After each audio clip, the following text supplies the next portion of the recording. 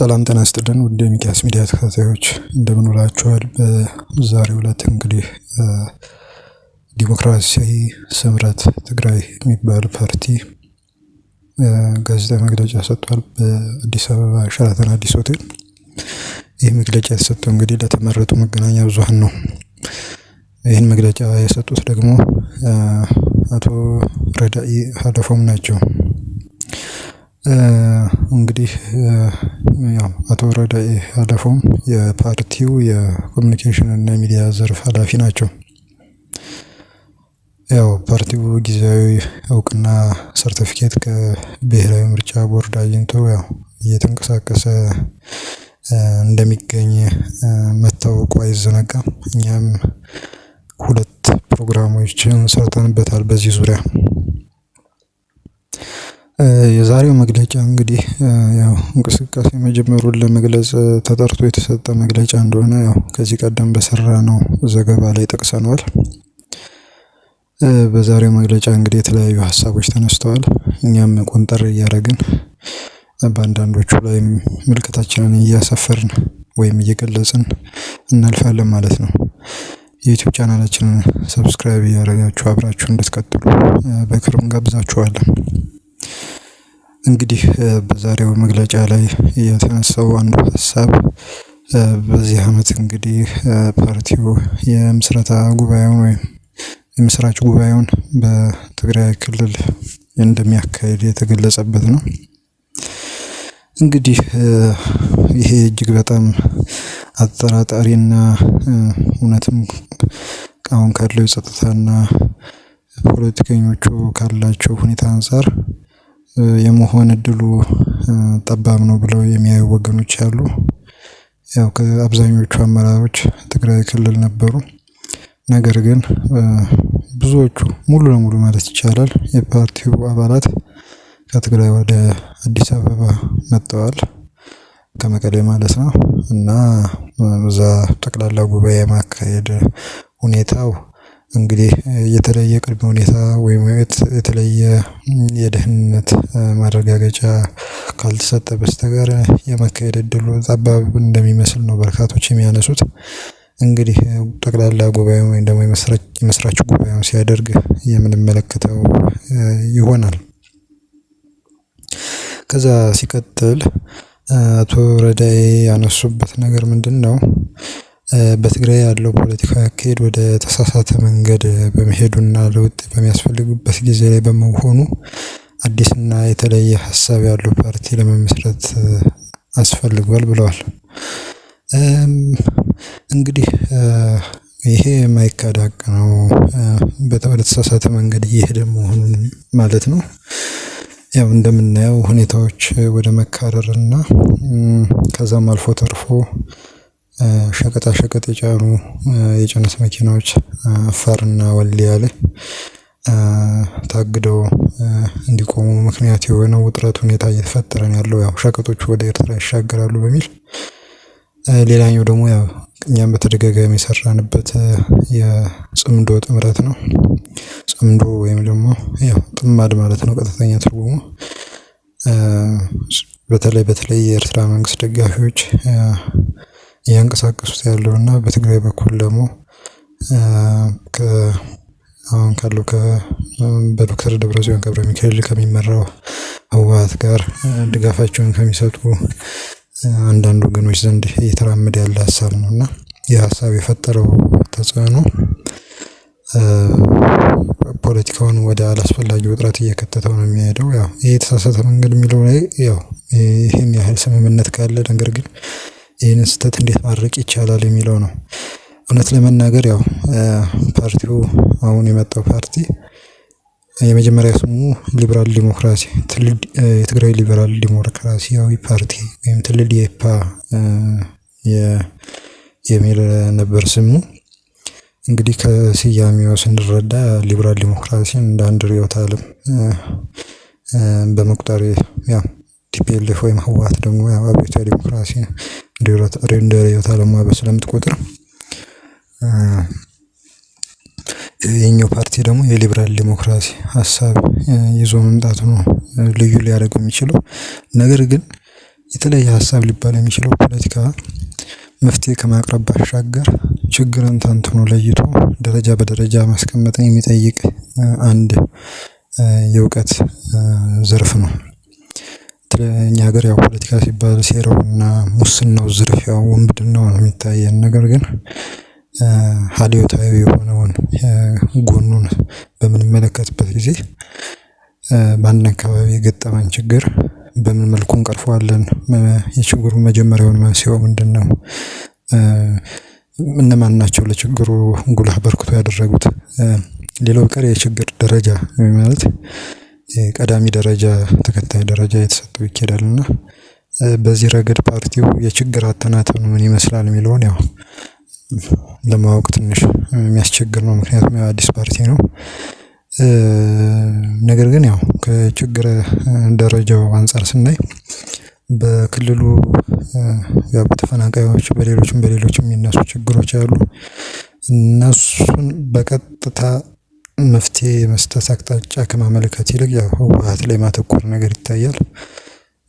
ይሄ ነገርም ያው በርካቶች ፓርቲውን በጥርጣሬ እንዲመለከቱት ማለትም ያው በመንግስት የተደራጀ ፓርቲ ነው እንዲሉ የሚገፋፋ ሁኔታ ነው ያለውና የተለየ ሀሳብ ሲባል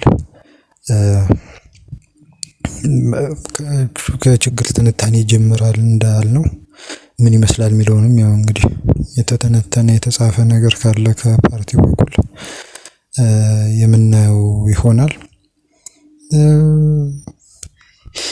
ሁሌም በእኛ በኩል ግራ የሚገባን ነገር አለ። ያው ለውጥ መፈለግ በምን በኩል የሚለው ትንሽ መነጋገር ያለብን ነጥብ ይመስለኛል። የስምረት የለውጥ ፍለጋ መንገድ በየትኛው በኩል ነው? ያው ሌሎቹ በአስመራ በኩል ይሻለናል እያሉ ነበር። ስምረት ደግሞ ወደ አዲስ አበባ ይሻላል የሚል ይመስላልና ይሄ ስለ ህዝቡ በተለይ በድንኳን ውስጥ ለሚኖረው ተፈናቃይ እርዳታ ወይም ደግሞ ምግብ አጥቶ በረሃብ ለሚሞተው ዜጋ ምን አይነት መፍትሄ ያስገኛል የሚለውን ያው በጊዜ ሂደት የምናየው ቢሆንም ይሄ መንገድ የፓርቲው መንገድ የለውጥ ፍለጋ መንገድ ተጉዞ መጨረሻ ላይ እንደ ሌሎቹ እንደ ኢዜማ ወይም እንደ አብን የፌደራል ስልጣን ማግኘት ከሆነ ትንሽ አስቸጋሪ ይሆናል ማለት ነው። እና አዲስ ፓርቲ ነው ለማለት ያው ለስሙ ካልሆነ አዲስ ለውጥ ሊያመጣ የሚችል አይደለም ብሎ ለመደምደም የሚያስገድድ ሁኔታ ይፈጥራል ማለት ነው። እና ያው ይሄ ጉዳይ በደንብ መብራራት ያለበት ይመስለኛል። እንግዲህ ሌላው ደግሞ ያው ከመቶ ያህሉ የፓርቲው አባላት እንግዲህ ፓርቲው መስራች አባል ነው ተብሏል። 100 ያህሉ ያው ከህወሓት የወጡ ናቸው የሚል ነገርም ተነስቷል። ብዙም እውነት ለመናገር ከዚህ በፊት በተደጋጋሚ በአቶ ጣና ረዶም በሳቸውም በአቶ ረዳይም በኩል ሲነሱ የነበሩ ሀሳቦች ናቸው እንግዲህ ዛሬ በመግለጫ መልኩ የተነሳው። ነገር ግን ትልቁ ነገር የተናገሩት አቶ ረዳይ ያው አፋር ክልል በኩል ያው ነፃ መሬት ወይም ሀራ መሬት በማለት አንዳንድ የሚንቀሳቀሱ ወገኖች አሉ። ስለነዛ ወገኖች ተጠይቀው ነበርና የሰጡት ምላሽ አላማቸውን እንደግፋለን የሚል ነው። ይህ ማለት በመርህ ደረጃ እንደግፋቸዋለን ማለት ነው፣ እንዲሁ ሲገለጽ ማለት ነውና አንዳንድ የፓርቲው አባላትም ደግሞ የዚህ የትጥቅ ትግሉ እንቅስቃሴ ደጋፊዎች እንደሆነ የታወቀ ነው። የሀራ መሬት ያልነውና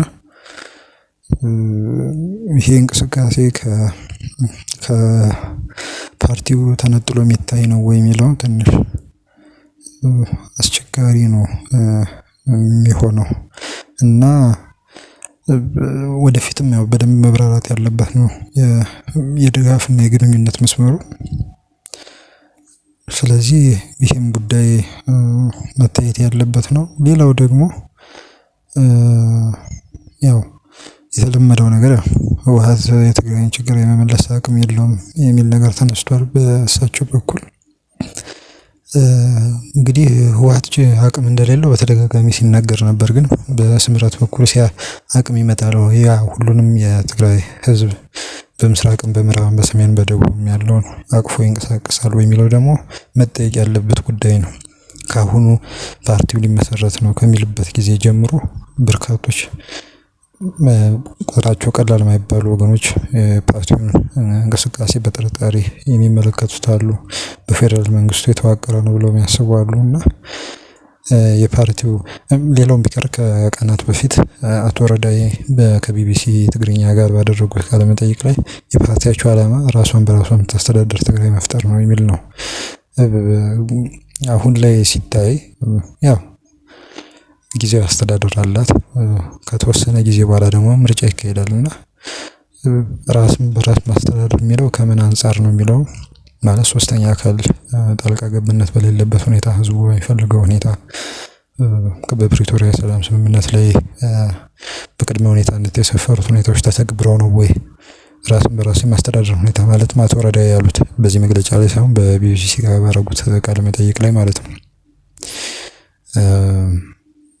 ይሄ መፈተሽ ያለበት ይመስለኛል። አንዳንዴ ምንድነው እዚህ ጋር በደንብ ማየት ያለብን ነገር ፓርቲ ማቋቋም ገንዘብ ይኑር እንጂ እጅግ በጣም ቀላል ነው እዚህ ሀገር። ቅድም እንዳልነው ግን ችግርን ለይቶ ያንን ችግር በደንብ ተንትኖ አገራዊ ብቻ ሳይሆን ዓለም አቀፋዊ ሁኔታዎችን በቅጡ አይቶ ለዛ የሚሆን የመፍትሄ አቅጣጫ ሊበራል ዲሞክራሲ ምናምን እያሉ ርዕዮተ ዓለም መደርደር ይቻላል። ነገር ግን ፕራግማቲክ በሆነ ሁኔታ ችግርን በሚቀርፍ ሁኔታ ከግለሰቦች የስልጣን ፍላጎት ማርኪያነት ባለፈ መልኩ ለህዝቡ ጠብ የሚል ተግባራዊ ምላሽ የሚሰጥ እንቅስቃሴ የሚያደርግ ፓርቲ ቢገኝ እሰየው ነው። እኛም ስምረት እንደዛ ይሆናል ብለን ተስፋ እናደርጋለን። ነገር ግን አንዳንድ ሂደቶችን ሲታዩ ግን ፖፑሊዝምን የመጠቀም አካባቢያዊነትን የመጠቀም በአባላቱ በኩል ማለት ነው። ፓርቲው ኦፊሻሊ የኔ ነው ብሎ እስካሁን ድረስ የገለጸው ነገር የለም። ስፔሻሊ ግን በአንዳንድ አባላቱ በኩል አካባቢያዊነትን የማገንገን በአካባቢ ደረጃ ተቃውሞችን ለመፍጠር የመሞከር ነገር ይህ እጅግ በጣም እንደ ሀገርም አስቸጋሪ የሆነ ሁኔታ ነው እየፈጠረብን ያለው ነገር እሱ ነው።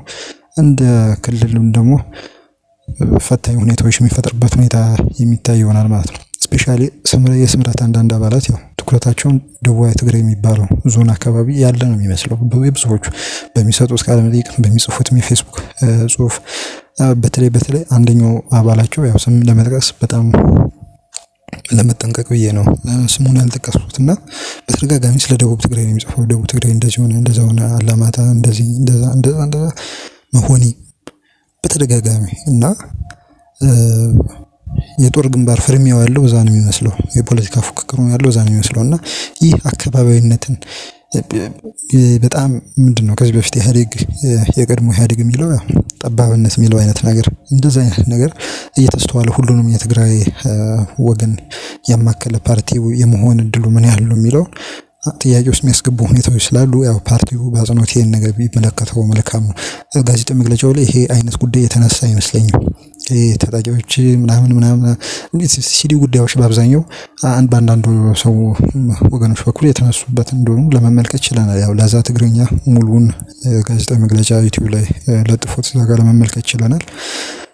ግን ወሳኙ ነገር ግን አካባቢያዊነትን እንትን እያሉ ይሄ እየቆሰቆሱ የመላ ትግራይን ችግር እንፈታለን ብሎ ማሰብ እጅግ በጣም ይከብዳልና እነዚህን አባላቶቹን እንግዲህ ፓርቲው ያው ግምገማ የሚያደርግ ከሆነ አባላቱን በቁጥጥር የሚቃኝ ከሆነ እንደዛ አይነት ጉዳዮች ህዝበኝነት የሚባለው አይነት ፖፑሊዝም የሚባለው አይነት በሽታ ያለባቸው አስተሳሰቦችን የያዙ ሰዎች ካሉ ያው የማጥራት ስራ የራሱ ስራ ነው መሆን ያለበትና የፓርቲው የለውጥ ፍለጋ መንገድ እንግዲህ በአካባቢያዊነት መሆን የለበትም። ባንድ ፓወር ባለው አካልም መሆን የለበትም።